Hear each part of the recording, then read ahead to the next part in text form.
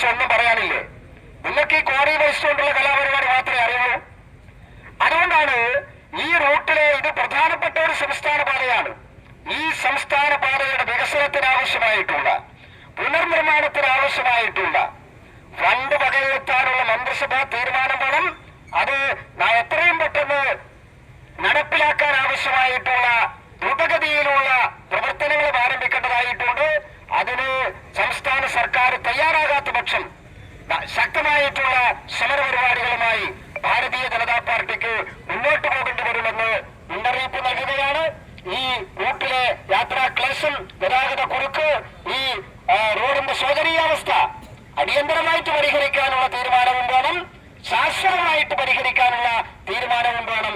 അതിന്റെ സൂചന നൽകിക്കൊണ്ടാണ്, അതിന്റെ മുന്നറിയിപ്പ് നൽകിക്കൊണ്ടാണ് ഇന്ന് ഈ റൂട്ടിലെ 5ഓളം കേന്ദ്രങ്ങളിൽ ഇത്തരത്തിലുള്ള ചക്രസ്തംഭന സമരം എന്നുള്ള പേരിൽ റോഡ് ഉപരോധിക്കുന്നത്.